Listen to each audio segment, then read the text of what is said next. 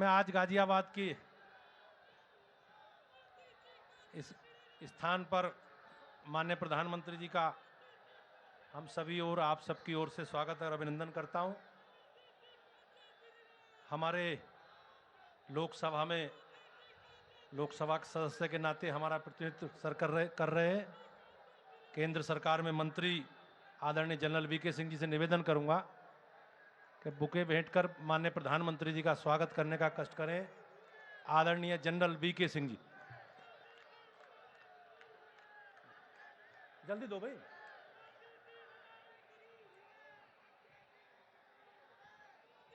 Mayor आशु वर्मा जी से निवेदन करता हूं कि बुके भेंट कर आदरणीय प्रधानमंत्री जी का स्वागत करें। विधानसभा के प्रत्याशी आदरणीय डॉक्टर रमेश चंद तोमर जी, आदरणीय सुनील शर्मा जी, शहर से अतुल गर्ग जी, नंद किशोर जी और मुरादनगर से अजीत पाल त्यागी जी से भी निवेदन करता हूं कि माननीय प्रधानमंत्री जी को बुके देकर सम्मान करने का कष्ट करें। बड़ी माला से स्वागत करने का कष्ट करें सभी भारतीय जनता पार्टी के पदाधिकारीगण जिनका हो गया।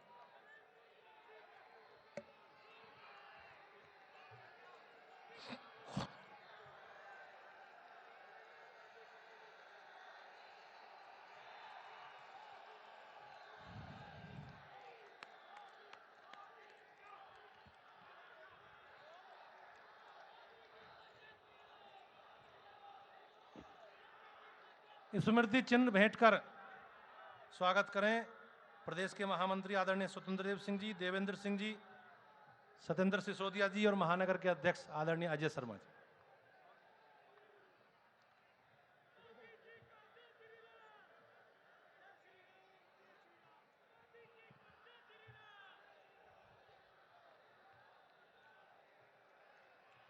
मैं निवेदन करता हूं गाजियाबाद क्षेत्र से हमारे लोकसभा में प्रतिनिधि, हमारे यशस्वी सांसद, केंद्र सरकार में मंत्री आदरणीय जनरल वीके सिंह जी से कि आएं और अपना शब्दों के माध्यम से आदरणीय प्रधानमंत्री जी का स्वागत करने का कष्ट करें। आदरणीय जनरल वीके सिंह।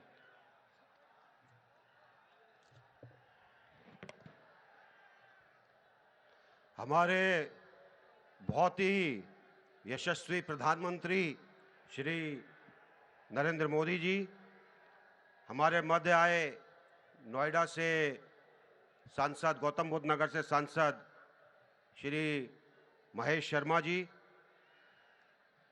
यहाँ पर मौजूद हमारे जिलाध्यक्ष, सभी प्रत्याशी, सभी संगठन के गणमान्य और आप सब लोग जो इतनी संख्या में इकट्ठे हुए हैं, एक बार जरा बताइए कि अपने यशस्वी प्रधानमंत्री का कैसे स्वागत होता है। जोर से एक बार नारा लगाइए।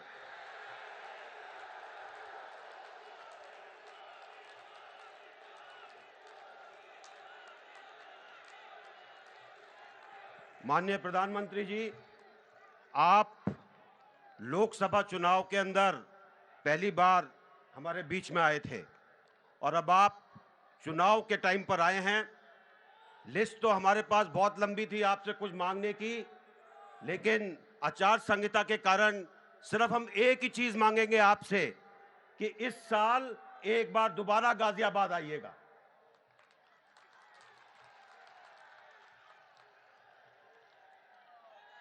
केंद्र के अंदर आपके नेतृत्व में हमारी सरकार ने बहुत कुछ किया है विकास के लिए, और जब आपने मुझे गाजियाबाद भेजा था चुनाव के लिए, यहाँ की समस्याओं को मैंने समझा और एक अपनी तरफ से घोषणा पत्र जारी किया, एक संकल्प लिया कि यहाँ की दिक्कतों को ठीक करूंगा। काफी चीजें केंद्र सरकार की मदद से ठीक हुई हैं, लेकिन कुछ चीजें ऐसी हैं जो रुकी हुई हैं, क्योंकि प्रदेश के अंदर एक ऐसी सरकार है जो परिवारवाद, भ्रष्टाचार, गुंडागर्दी के अंदर है। और मुझे पूरी आशा है कि आज जब आप यहां पर आए हैं तो इस सरकार के अंदर परिवर्तन जरूर आएगा। और हम इस बार इस प्रदेश में भारतीय जनता पार्टी की सरकार लेकर आएंगे ताकि केंद्र और प्रदेश में एक तरीके का विकास हो सके। मैं आपका पुनः स्वागत करता हूं और आशा करता हूं कि आपके आशीर्वाद से इस क्षेत्र का पूरा विकास होगा। आपके आशीर्वाद से इस प्रदेश के अंदर पूरा परिवर्तन आएगा। और जिस प्रकार भारतीय जनता पार्टी ने एक लोक कल्याण के लिए संकल्प पत्र लिया है उत्तर प्रदेश को सबसे अच्छा प्रदेश बनाने का, वो जरूर पूरा होगा। और हम सब इस आशा के साथ कि अगले 11 तारीख को प्रदेश में के अंदर परिवर्तन आए, मैं पुनः आपका स्वागत करता हूं। बहुत बहुत धन्यवाद। जय हिंद। मैं आपके और माननीय प्रधानमंत्री जी के बीच में कोई बाधा ना बनते हुए मैं अपने राष्ट्र नायक और हम सबके नेता आदरणीय प्रधानमंत्री जी नरेंद्र मोदी जी को आमंत्रित करता हूं कि आएं और हम सबका उद्बोधन करने का कष्ट करें। आदरणीय नरेंद्र मोदी जी।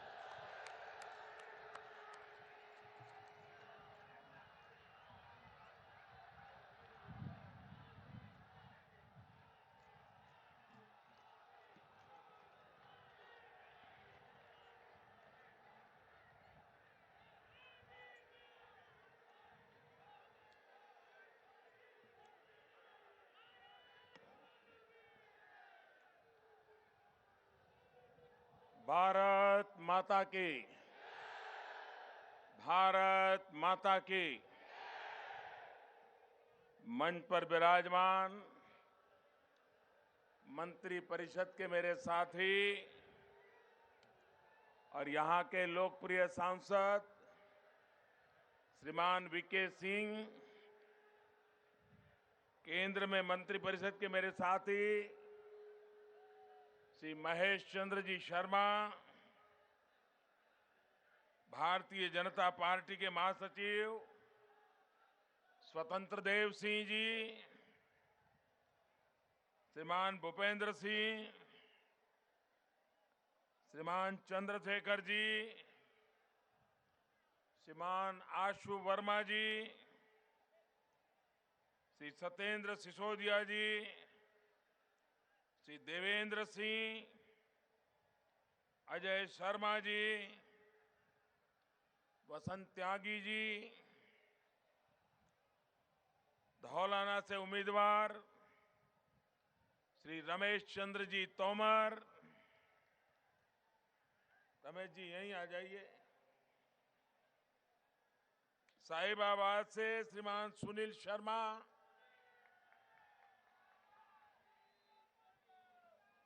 गाजियाबाद से श्रीमान अतुल गर्ग, लोनी से श्रीमान नंद किशोर गुर्जर, मुरादनगर से श्रीमान अजीत पाल त्यागी,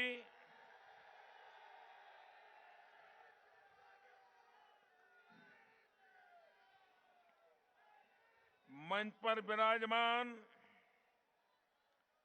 श्रीमान राजा वर्मा जी, श्री अनिल खेरा जी, अजीत पाल जी, बलदेव राज शर्मा जी, मनोज गुप्ता जी, मनोज धामा जी, दिनेश गोयल जी, संजय कश्यप जी, श्रीमान प्रसाद जी, श्रीमान के शुक्ला जी, श्री मयंक गोयल जी, श्रीमती आशा शर्मा जी और विशाल संख्या में पधारे हुए गाजियाबाद के मेरे प्यारे भाइयों और बहनों,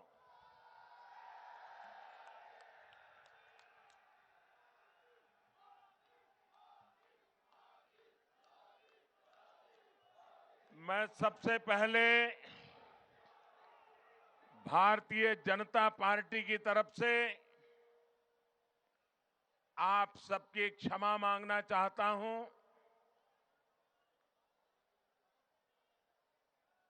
मैं देख रहा हूं कि मैदान के बाहर ये टीवी वालों का सारा कारोबार के भी पीछे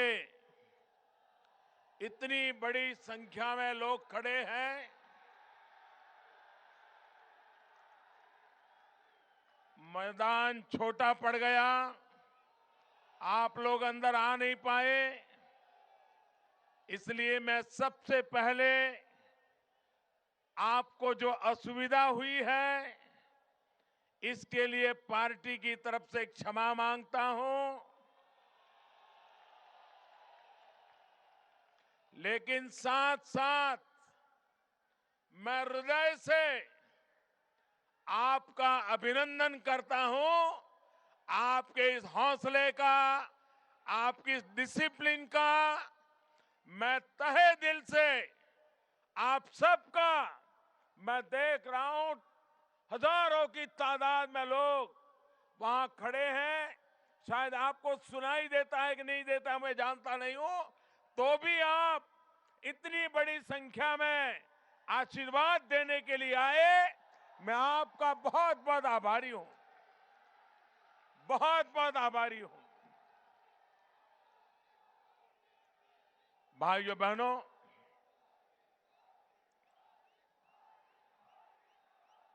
ये चुनाव कौन विधायक बने कौन न बने इसका निर्णय करने के लिए सिर्फ नहीं है। ये चुनाव किस दल की सरकार बने किस दल की न बने सिर्फ उसका फैसला करने के लिए भी नहीं है। ये चुनाव चौदह साल से उत्तर प्रदेश में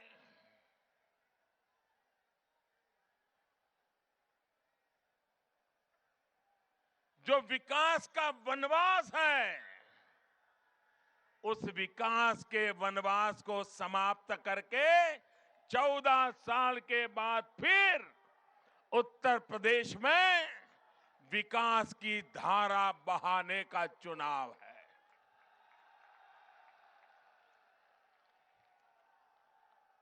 भाइयों बहनों, ये चुनाव उत्तर प्रदेश का है कि नहीं है? ये चुनाव उत्तर प्रदेश का है कि नहीं है? ये चुनाव मुख्यमंत्री तय करने के लिए है कि नहीं है? ये उत्तर प्रदेश की सरकार बनाने के लिए है कि नहीं है?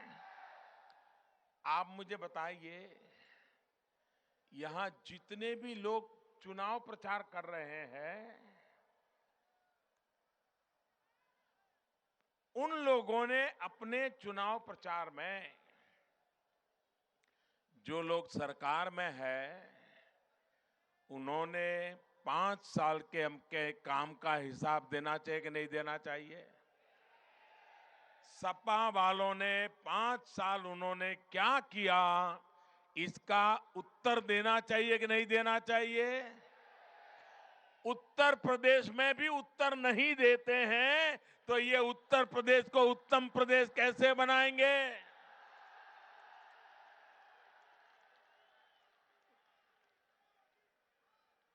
उनकी जिम्मेवारी है। श्रीमान अखिलेश जी, आपने पिताजी का क्या किया, चाचा जी का क्या किया, बहुओं का, भतीजों का, भाइयों का क्या क्या किया, वो तो उत्तर प्रदेश की जनता भली भांति जानती है। समय की मांग है कि आप पिछले 5 वर्ष में उत्तर प्रदेश की जनता ने जिस आशा अरमान के साथ आपको लखनऊ में गादी पर बिठाया था, आप लोगों के बीच जाकर के उसका हिसाब दीजिए। उत्तर प्रदेश की जनता को जरा उत्तर दीजिए लेकिन ये नहीं कर रहे हैं।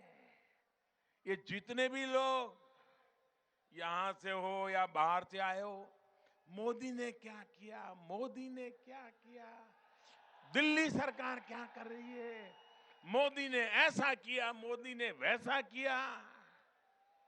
अरे जब 2019 का चुनाव आएगा, ये मोदी सामने से आकर के हिसाब देगा, सामने से आकर।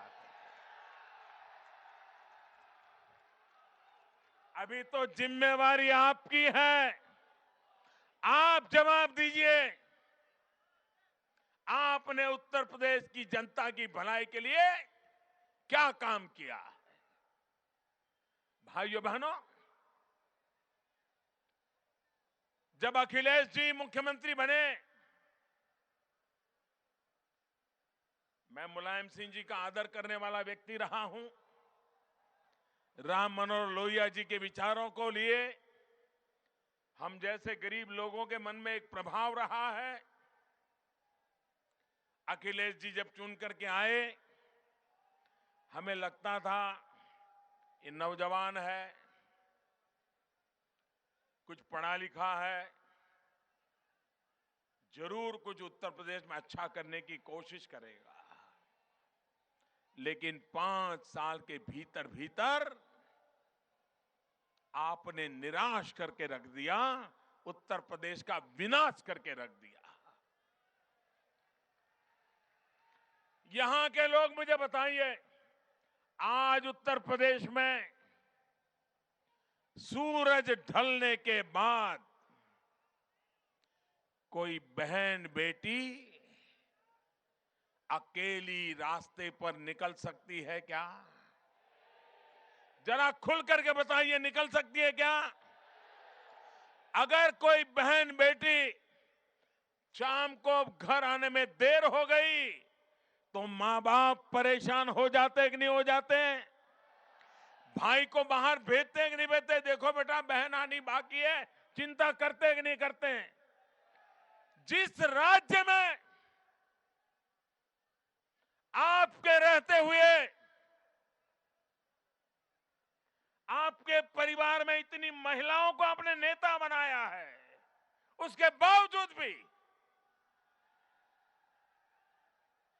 क्या कारण है कि उत्तर प्रदेश की मां बेटी सलामत नहीं है, शाम को अकेली घर के बाहर निकल नहीं पाती है? क्या कारण है? 8वीं 9वीं की बच्चियां इस बात के लिए परेशान है, स्कूल जाती हैं, सरफरे लड़के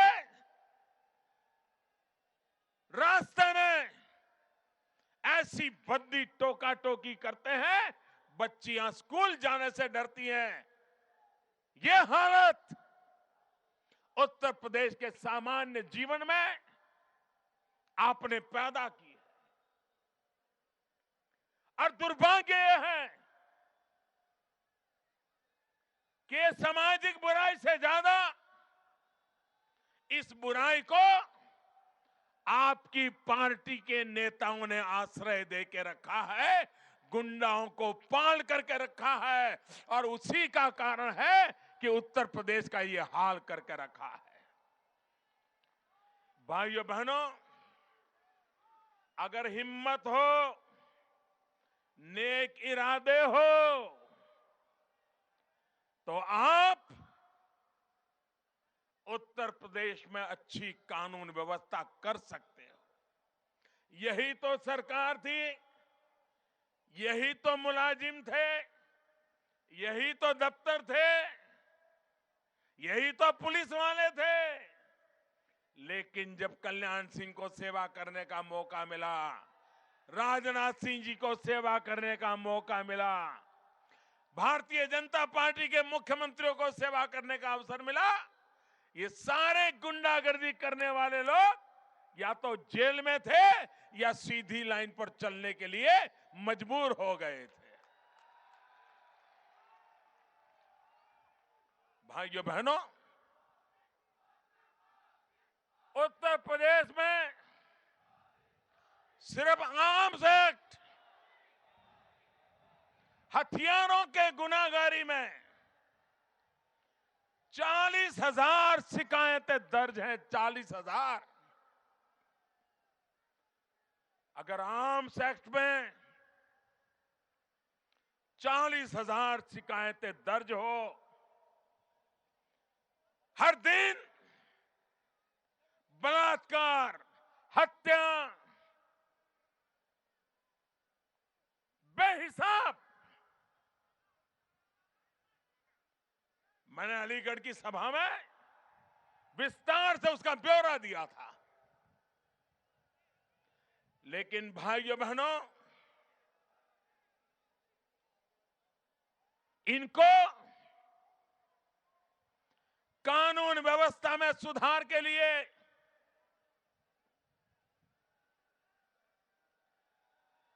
न उनको चिंता है, न उनको जिम्मेवारी लगती है। कारण इसलिए है कि ये सारी बदमाशी, बेईमानी करने में उन्होंने अपने पार्टी के नेताओं को इलाके दे करके रखे हैं। उस इलाके के तुम राजा, जो करना है करते रहो, थाने वाला मैंने बोल दिया तुम्हें कुछ करेगा नहीं। इसी का ये नतीजा है।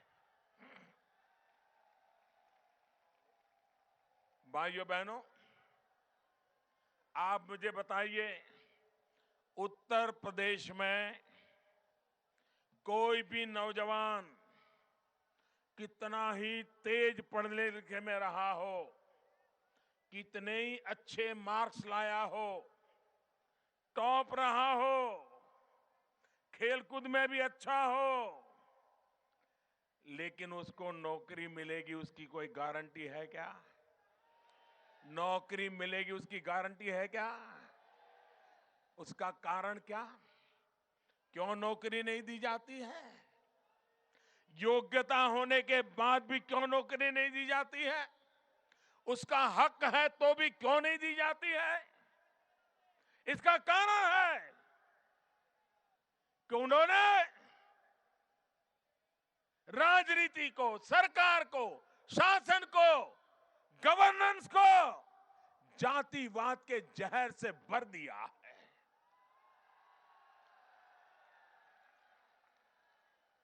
और उसके कारण उत्तर प्रदेश के नौजवान, जिनका हक है, वो हक छीन लिया गया है।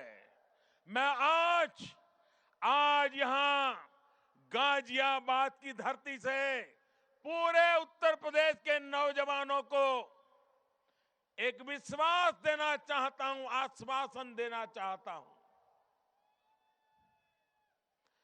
उत्तर प्रदेश भारतीय जनता पार्टी ने अपने चुनाव घोषणा पत्र में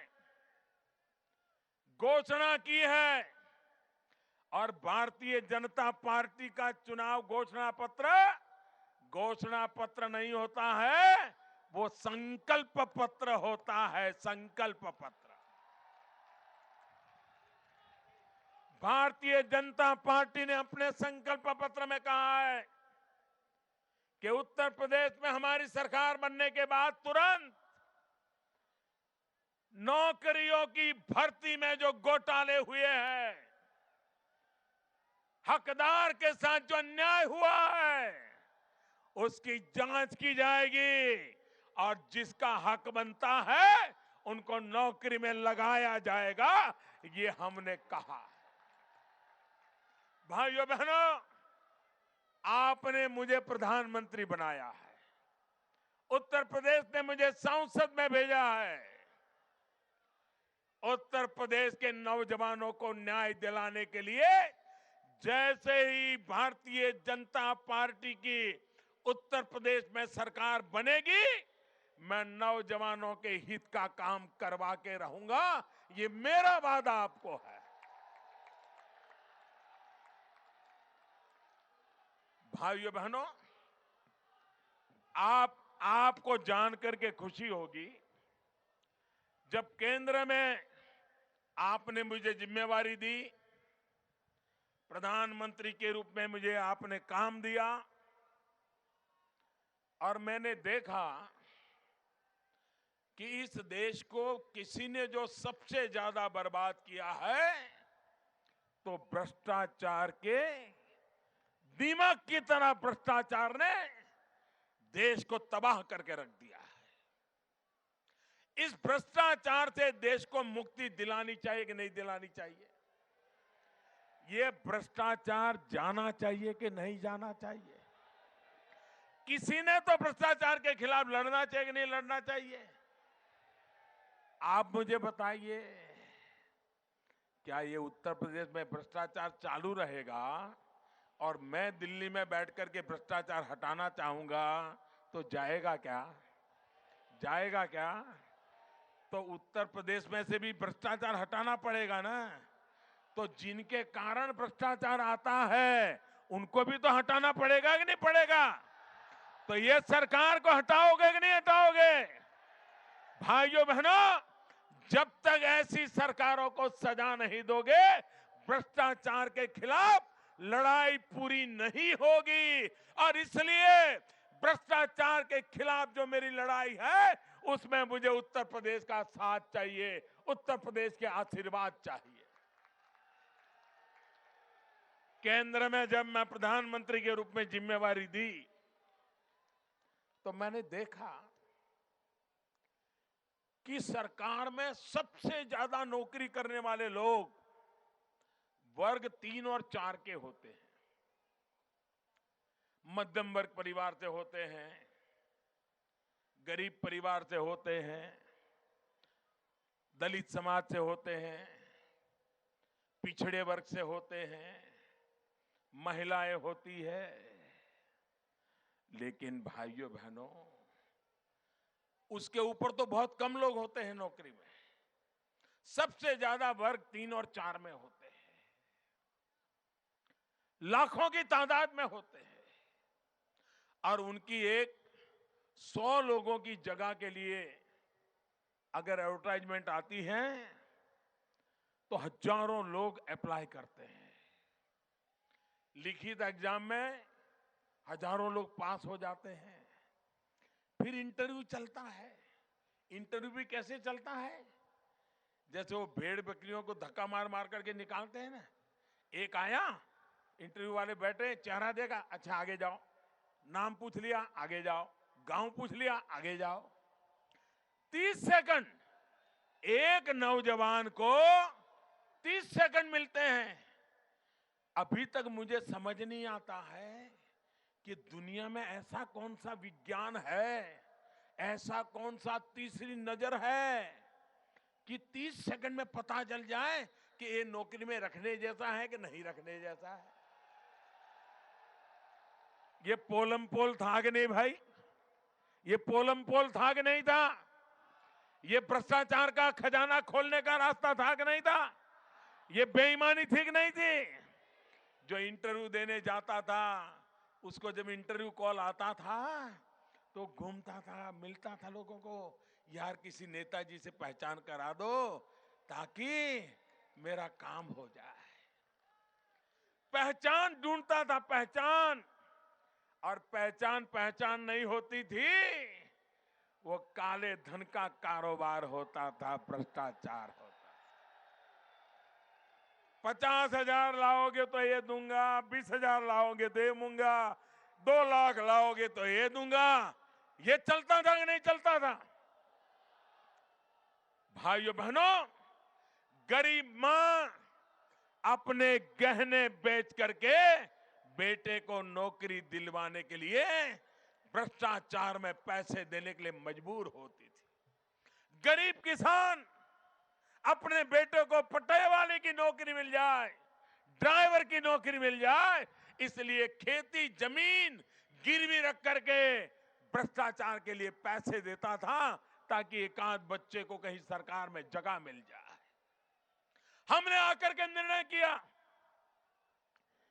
कि लिखित परीक्षा में जो पास होंगे उनकी एग्जाम भी कंप्यूटर लेगा। कंप्यूटर तय करेगा कि ज्यादा मार्क वाले कौन लोग हैं। कोई इंटरव्यू नहीं किया जाएगा, किसी को बुलाया नहीं जाएगा, किसी की पहचान की जरूरत नहीं पड़ेगी। कंप्यूटर तय करेगा। पहले जो 100 हो गए उनको नौकरी मिल जाएगी और उसके घर चिट्ठी चली जाएगी। भ्रष्टाचार गया कि नहीं गया? जा सकता है कि नहीं जा सकता है? हमें हिंदुस्तान में सभी राज्यों को लिखा कि जो काम हमने किया है आप भी राज्य में लागू करो। आज मुझे दुख के साथ कहना पड़ रहा है कि उत्तर प्रदेश का मैं सांसद हूं, उत्तर प्रदेश से ने मुझे प्रधानमंत्री बनाया, लेकिन उत्तर प्रदेश सरकार ने मेरी बात मानी नहीं। वो कागज को फाइल में बंद करके रख दिया, क्योंकि अगर इंटरव्यू बंद हो जाएंगे तो अपने पराये का खेल नहीं होगा, नोटों के थप्पे नहीं आएंगे, बेईमानों को संभालने की व्यवस्था नहीं होगी। और इसलिए भाइयों बहनों, उन्होंने इस काम को नहीं किया। आप मुझे बताइए, भ्रष्टाचार को रोकने के अनेक तरीके हैं, लेकिन आंख मूंद करके उत्तर प्रदेश की सरकार बैठी हुई है। और इसलिए मैं कहने आया हूं भाइयों बहनों, उत्तर प्रदेश हिंदुस्तान का उत्तम प्रदेश बन सकता है अगर सही सरकार चुनी जाए तो। इनसे उत्तर मांगा जाए। मैं लगातार उनके भाषण सुन रहा हूं। भाइयों बहनों, दिल्ली सरकार को गालियां देकर के मोदी पर जितनी गालियां देनी है देते रहो। अगर 10 मिनट मुझे गाली देते हो दे दो, लेकिन 5 मिनट तो अपने काम का हिसाब दे दो भाई, इतना तो कर दो। मैं आपको हिसाब देने के लिए तैयार हूं हम कैसे काम कर रहे हैं भाइयों। हमने कहा था गरीब माताओं को मुफ्त में गैस के चूल्हा देंगे, कहा था कि नहीं कहा था? भाइयों बहनों, अभी तो मेरी सरकार को आधा टाइम अभी हुआ है। अब तक 1,80,00,000 गरीब परिवारों में गैस का चूल्हा कनेक्शन पहुंच गया। कौन कहता है काम नहीं होता है? भाइयों बहनों, आप मुझे बताइए, ये पूरे उत्तर प्रदेश में छोटे छोटे जो व्यापारी हैं, उनको किसी न किसी केस में फंसाया जाता है कि नहीं फंसाया जाता है? उनको दबाने के लिए पुलिस का डंडा चलाया जाता है कि नहीं चलाया जाता है? इन छोटे व्यापारियों का क्या गुनाह है? मैं इन छोटे व्यापारियों को कहना चाहता हूं, ये आपकी सुरक्षा हमारी सरकार बनते ही सामान्य मानवी की सुरक्षा में आपको भी उतना ही हक मिलेगा जो हर उत्तर प्रदेशवासी को मिलेगा। ये मैं आपको वादा करने आया।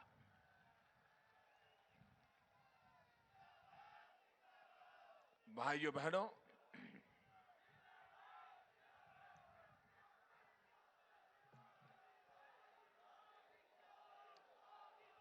ये गाजियाबाद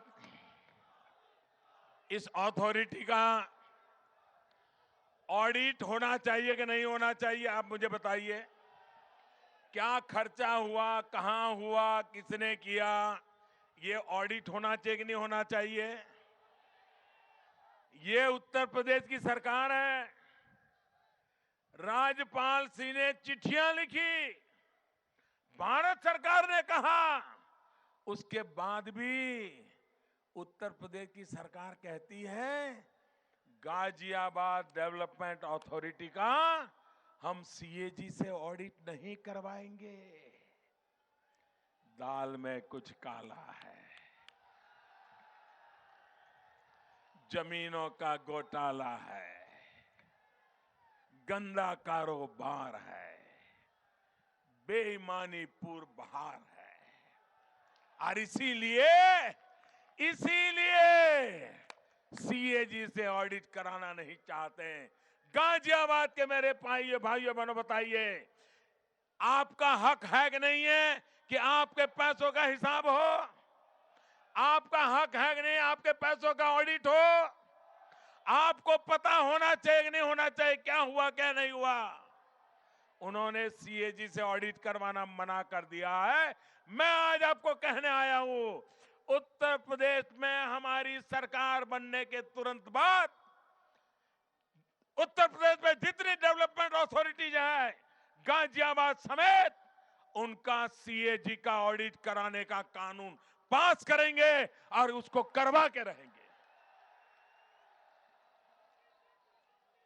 आप मुझे बताइए, एक मायावती के बड़े प्रिय अफसर थे यहां, बड़े प्रिय अफसर थे। किस कारण प्रिय थे हमें मालूम नहीं। और मुलायम सिंह जी, अखिलेश जी चुनाव में उसके खिलाफ भाषण देते थे, लेकिन जैसे उनकी सरकार बनी तो उनको उनसे प्रेम हो गया और यहीं बिठा दिया। ये सीबीआई है, मोदी है, आज वो जेल में सड़ रहे हैं, आज वो जेल में सड़ रहे हैं। ऐसे जितने चोर लुटेरे हैं वो जेलों में जाने चाहिए कि नहीं जाने चाहिए? आप मुझे बताइए, जाने चाहिए कि नहीं जाने चाहिए? भाइयों बहनों, अगर ये करना है तो मुझे आपके आशीर्वाद चाहिए कि नहीं चाहिए? उत्तर प्रदेश में भाजपा की सरकार चाहिए कि नहीं चाहिए? और इसलिए सारे उत्तर प्रदेश को मैं कहता हूं, विकास के वनवास से मुक्ति पानी है और विकास की यात्रा पे आगे बढ़ना है। और इसलिए भारतीय जनता पार्टी को भारी बहुमत से विजयी बनाना है।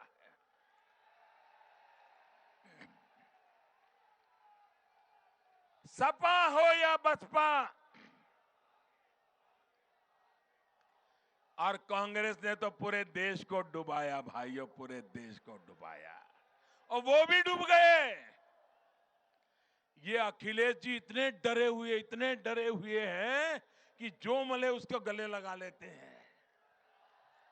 वरना कोई डूबती नाव में पैर रखता है क्या? डूबती नाव में कोई पैर रखता है क्या? उनको वो भी पसंद आ गई, कहीं बच जाए। लेकिन मेहरबान, आपने 5 साल ऐसा कारोबार किया है कि अब उत्तर प्रदेश की जनता आपको बचने नहीं देगी। उत्तर प्रदेश की माताएं बहनें आपका हिसाब लेके रहेगी। उत्तर प्रदेश का नौजवान अपना भविष्य खुद तय करेगा, आपके भरोसे रहने के लिए तैयार नहीं है। और इसलिए भाइयों बहनों, मैं आपसे कहने आया हूं, इन्होंने कैसा कारोबार चलाया है। मेरे किसान भाइयों बहनों, ये गाजियाबाद के अगल बगल के गांवों में मेरे किसान भाई बहन रहते हैं। किसान भाइयों बहनों ने, उनको आत्महत्या करने के लिए मजबूर होना पड़ता है। बेईमान लोग उनकी जमीन छीन लेते हैं। किसानों की जमीन के लुटेरे राजनीतिक दल के नेता बनकर के बैठे हुए हैं। ये किसानों की जमीनों के ठेकेदारों को, लूटने वालों को जेलों में भेजना चाहिए कि नहीं भेजना चाहिए? जिन जिन किसानों की, गरीब आदमी की जमीन हड़प कर गए हैं, वो जमीन वापस लौटानी चाहिए कि नहीं लौटानी चाहिए? हमने तय किया है, ये जमीन माफियाओं के लिए भारतीय जनता पार्टी की सरकार बनते ही उनके खिलाफ एक स्पेशल टास्क फोर्स बनाया जाएगा, स्पेशल पुलिस का यूनिट बनाया जाएगा। और ये जमीन लूटने वालों से जमीन लेकर के, जिन गरीबों की, मध्यम वर्ग के लोगों की जमीन लूट ली गई है, वो उनको वापस दिला दी जाएगी। भाइयों बहनों, ये हमारा गाजियाबाद दिल्ली के पास में है, दूर नहीं है। आप मुझे कहिए, एक बड़े शहर जैसा इसका विकास संभव था कि नहीं था? था कि नहीं था? दिल्ली में जिनको घर चाहिए वो बेचारा गाजियाबाद, नोएडा की तरफ आता है। और बिल्डरों ने क्या करके रखा है? पैसा ले लो, 2 साल 4 साल मकान बन रहा है, बन रहा है, बन रहा है, मकान मिल ही नहीं रहा है। और बन गया तो किसी और को बेच दिया, ज्यादा पैसा मिल गया। सामान्य मानवी जिंदगी भर की कमाई बचा करके एक छोटा सा फ्लैट खरीदना चाहता है, अपना घर बनाना चाहता है। लेकिन ये लॉबी, जिनको राज्यों के ऐसे अथंग राजनेताओं की मदद मिलती है, तो ये बिल्डर मध्यम वर्गीय लोग जो पेट काट करके मकान बनाना चाहते हैं, उनको लूट लेते हैं, उनके हक के पैसे नहीं देते हैं, मकान नहीं देते हैं। जिस प्रकार का नक्शे कागज पे दिखाया है वैसा मकान बनाते नहीं है, उससे भी छोटा बना करके दे देते हैं। हर प्रकार से बेईमानी। भाइयों बहनों, ये पीड़ा कोई आज की नहीं है, 3-4 दशक से समस्या है। ये दिल्ली में बैठी हुई केंद्र सरकार की जिम्मेवारी थी कि वो कानून बनाए, कानून बना करके मध्यम वर्गीय लोग जो मकान बनाना चाहते हैं, ये बिल्डर लोग उसको लूटते हैं, उनको रक्षा दी जाए। आज मैं उत्तर प्रदेश की जनता को अपना हिसाब दे रहा हूं, हमने वो कानून बना दिया, रियल एस्टेट का कानून बना दिया। और आज किसी भी सामान्य नागरिक को इस प्रकार की जो धोखाधड़ी करने वाले बिल्डर है, मकान के नाम पर लूट नहीं सकते। जो बात करार की गई है वैसा मकान देना पड़ेगा, और नहीं देगा, अगर शिकायत करेगा तो उसकी जिंदगी जेल में जाएगी। भाई, ये काम हम करते हैं। आप मुझे बताइए, भारत सरकार ने एक फसल बीमा योजना लाई। पहली बार देश में, दिल्ली में हमने एक ऐसी सरकार, आपने मुझे काम दिया है कि हमारी सरकार ने प्रधानमंत्री फसल बीमा योजना लाई। आप कल्पना कर सकते हैं कैसी बीमा योजना है? अगर बारिश हुई नहीं और जब आपको बुआई करनी थी, मौसम ने मदद नहीं की, बुआई नहीं हो पाई, अगर बुआई नहीं हो पाई तो भी आपकी कितनी एकड़ जमीन है, कितनी पैदावार हो सकती है, उसका हिसाब किताब लगा करके बुआई नहीं की है तो भी फसल बीमा का पैसा दिया जाएगा। ऐसा बीमा हम लाए हैं। फसल काटने के बाद, फसल हो गई, मानो अच्छी हो गई, और फसल काटने के बाद खेत में आपने फसल खड़ी करके रखी है, ट्रैक्टर या ट्रक आने वाला है, बाजार में जाने की तैयारी है, और अचानक ओले गिर गए, बारिश आ गई और फसल खराब हो गई, तो भी बीमा का पैसा मिलेगा। ऐसा बीमा हमने देने का काम किया है। भाइयों बहनों, ये फसल बीमा में हमने 2% और 1.5% का ही खर्चा किसान के जिम्मे लगाया है। 98%, 98% इसका भुगतान सरकार करेगी। किसान को सिर्फ 2% या 1.5% देना है। लेकिन उसके बावजूद भी ये किसानों की दुश्मन उत्तर प्रदेश की सरकार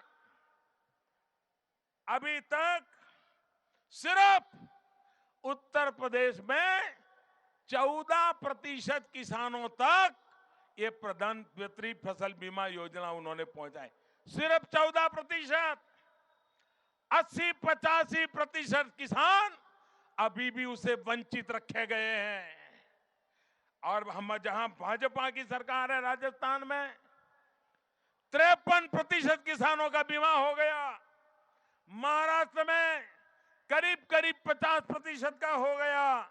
मध्य प्रदेश करीब 50% का हो गया।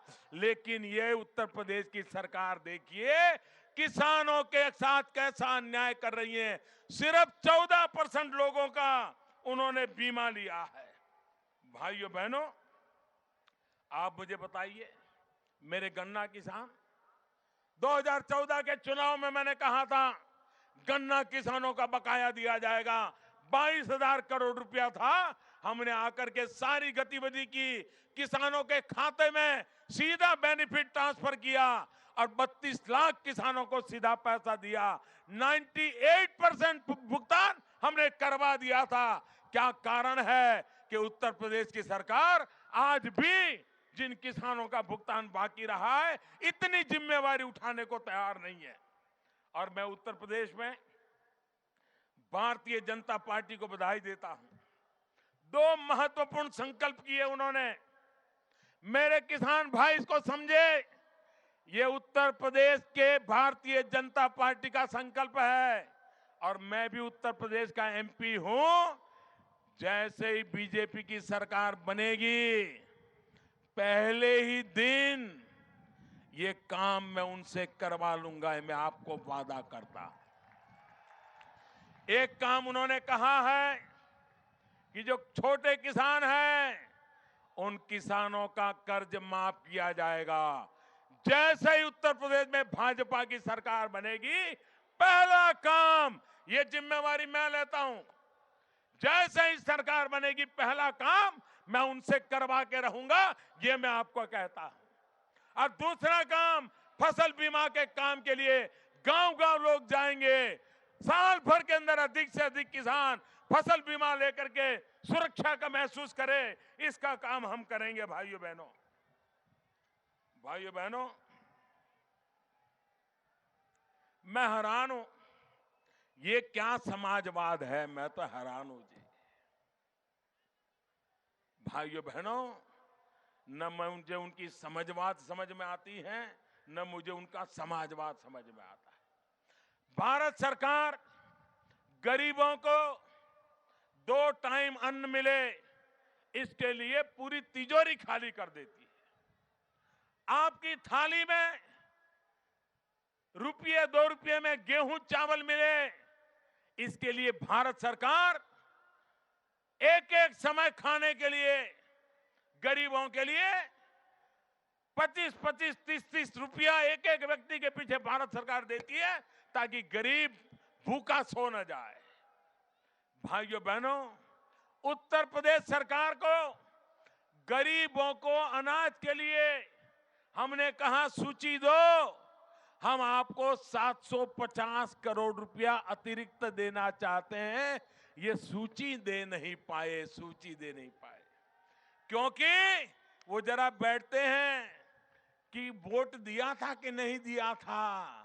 अगर वोट दिया है तो सूची में नाम देंगे, लेकिन वोट देने वाली जाति का नहीं है तो उसको भूखा मरे तो मरने देंगे। ये खेल खेला गया। भाइयों बहनों, ये पैसे पड़े हुए हैं, भारत सरकार पैसे देने को तैयार है, लेकिन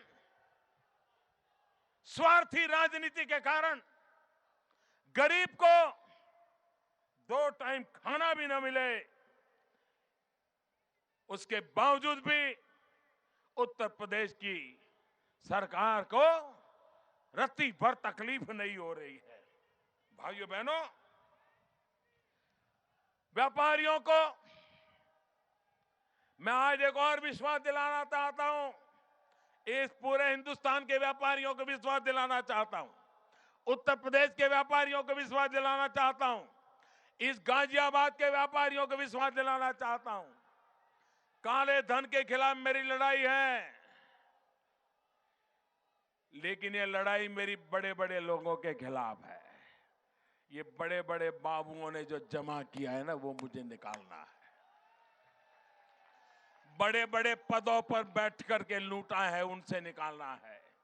एक गरीब व्यापारी, उसके खिलाफ मेरी सरकार का कोई एजेंडा नहीं है, निश्चिंत रहिए। इसलिए भाइयों बहनों, लेकिन जो बड़े बड़े लोग बैठे हैं खाक पी करके, उनको तो निकलवा के रहूंगा। भाई, कितना ही बड़ा बाबू क्यों न हो, कितना ही बड़ा राजनेता क्यों न हो, कितना ही बड़ा मंत्री क्यों न, आपने देखा होगा कर्नाटक में कांग्रेस के एक मंत्री के यहां से 150 करोड़ निकाल दिया, 150 करोड़। बारी बारी से। और इसलिए ये व्यापारियों को गुमराह करने के जो खेल चल रहे हैं, आप चिंता मुक्त हो जाइए। और हमें बताया इनकम टैक्स अफसरों को, कोई इनकम टैक्स अफसर जाएगा नहीं।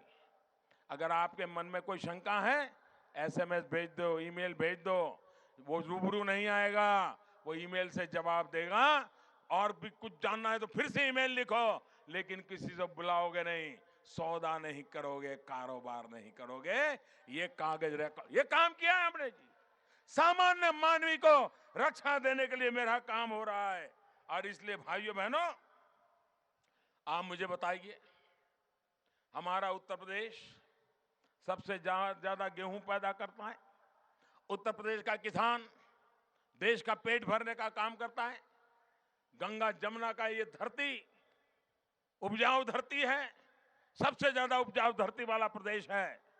लेकिन ये सरकार किसानों को न्याय देने के लिए तैयार नहीं है। सरकार को निर्धारित मूल्य पर अगर किसानों से गेहूं खरीदते हैं, भारत सरकार वो खरीदने के लिए तैयार होती है। राज्य सरकार को सिर्फ व्यवस्था करनी होती है, पैसे भारत सरकार लगाती है।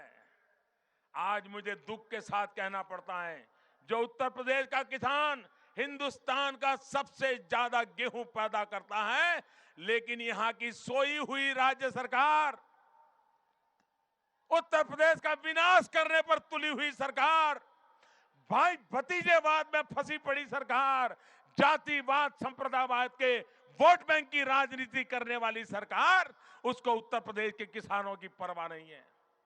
गेहूं सरकार को खरीदना चाहिए, पैसा भारत सरकार लगाने को तैयार है। आपको जान करके हैरानी होगी, उत्तर प्रदेश सरकार उत्पादन का सिर्फ 3% खरीदती है, बाकी किसानों को उनके नसीब पर छोड़ दिया जाता है। और किसानों को बाजार में सस्ते दाम से अपना मेहनत का गेहूं बेच करके घर लौटना पड़ता है। बगल में भाइयों बहनों, हरियाणा 60% खरीदी करता है। मध्य प्रदेश आधा गेहूं जो पैदा होता है सरकार खरीद लेती है। भाइयों बहनों, भारतीय जनता पार्टी की सरकारें अगर खरीद सकती है तो आप सिर्फ 3% क्यों खरीदते हो?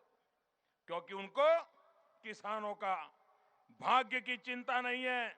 और इसलिए भाइयों बहनों, मैं आज ये भी वादा करने आया हूं कि सरकार किसानों को सस्ते में उसका माल बेचने के लिए मजबूर नहीं होने देगी।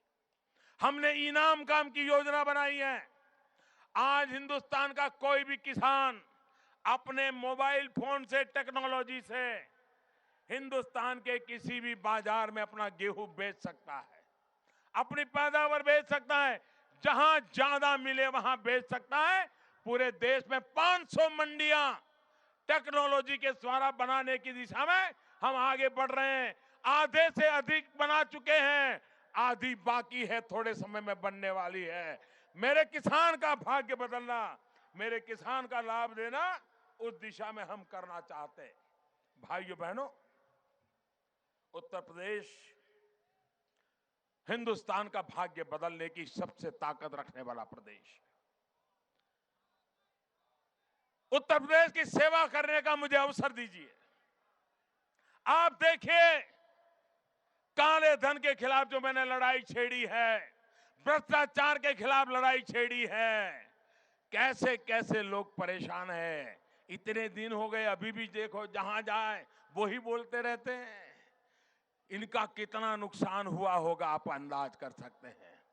भाइयों बहनों, गरीबों से जो लूटा हुआ है वो गरीबों को लौटाने का मैं संकल्प करके बैठा हूं, और मैं किसी को छोड़ने वाला नहीं। ये पैसा गरीबों का है, ये देश के सामान्य मानवी का है, ये पैसा देश के ईमानदार नागरिक का है, मध्यम वर्गीय नागरिक का है, इस देश के भविष्य का है। ये रुपये में निकाल कर रहूंगा और गरीबों के काम आए, मध्यम वर्ग के काम आए, ईमानदार नागरिकों के काम आए, इसके लिए मैं करने वाला हूं और इसके लिए मुझे आपके आशीर्वाद चाहिए। भाइयों बहनों, ये लड़ाई विकास और विनाश के बीच की लड़ाई है। उनका रास्ता आपने 5 साल देख लिए, विनाश का रास्ता है। हमारी सरकारें हिंदुस्तान भर में देख लीजिए, हमारा विकास का रास्ता है। उत्तर प्रदेश के नौजवान चुने, उत्तर प्रदेश की माताएं बहनें चुने, उत्तर प्रदेश का किसान चुने, उत्तर प्रदेश का भाग्य बदलने के लिए चुनिए। और हमारा संकल्प है, किसान को सिंचाई की व्यवस्था मिले, बच्चों को पढ़ाई की व्यवस्था मिले, बुजुर्गों को दवाई की व्यवस्था मिले, नौजवानों को कमाई की व्यवस्था मिले, किसान को सिंचाई, युवा को कमाई, बच्चों को पढ़ाई, बुजुर्गों को दवाई, ये पूरा करने के लिए भारतीय जनता पार्टी को आप साथ दीजिए, सहयोग दीजिए। भारतीय जनता पार्टी को विजयी बनाइए। और भाइयों बहनों, शहरी इलाका है, वर्किंग डे है, और ये जो मैं हुजूम देख रहा हूं, ये बाहर में भी हिलने का नाम नहीं ले रहे। एक बार जो बाहर खड़े हैं वो जरा जोर से भारत माता की जय बुलाइए। भारत माता की, भारत माता की। भाइयों बहनों, मैं आपका बहुत बहुत आभारी हूं। भारी मतदान कीजिए, भारतीय जनता पार्टी को विजयी बनाइए। बहुत बहुत धन्यवाद। एक ऐसी शख्सियत जिसका पूरा जीवन राष्ट्र के लिए समर्पित है, जिन्होंने देश के लिए अपना परिवार तक छोड़ दिया, जो 24 घंटे में से 18 घंटे देश के लिए काम करते हैं, और जिनके नेतृत्व में विदेशों में रह रहे भारतीयों को भी ये कहने में गर्व होता है कि हम भारतीय हैं। मुझे लगता है माननीय मोदी जी के नेतृत्व में भारत निश्चित रूप से विश्व गुरु बनेगा, ऐसा मुझे विश्वास है। दिव्य ध्येय की ओर तपस्वी जीवन भर अविरल चलता है, जीवन भर अविरल चलता है। ऐसे जननायक विकास पुरुष समस्त भारतीयों के दिलों की धड़कन माननीय मोदी जी को बहुत बहुत धन्यवाद देता हूं। आप सभी लोगों को, मंडल अध्यक्षों को, महानगर पदाधिकारियों को, सभी पार्षदों को बहुत बहुत धन्यवाद। एक बार जोरदार नारा लगाएंगे मेरे साथ, भारत माता की वंदे। मोदी जी तक आपकी आवाज जानी चाहिए, वंदे। बहुत बहुत धन्यवाद सभी लोग। महिलाएं रुक के जाएंगी, एक बार भीड़ निकल जाए तब जाए महिलाएं। थोड़ा महिलाएं वीआईपी थोड़ा रुक जाएंगे, एक बार धीरे धीरे निकलने दीजिए, क्योंकि रास्ता पीछे 2 ही है। एक बार फिर एक बार तालियां बजाकर स्वागत कर दीजिए। मोदी जी प्रस्थान कर रहे हैं, थोड़ा जोरदार।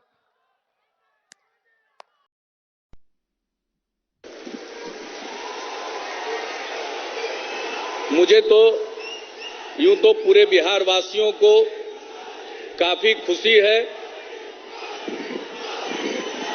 ये कोई मामूली बात नहीं है कि दो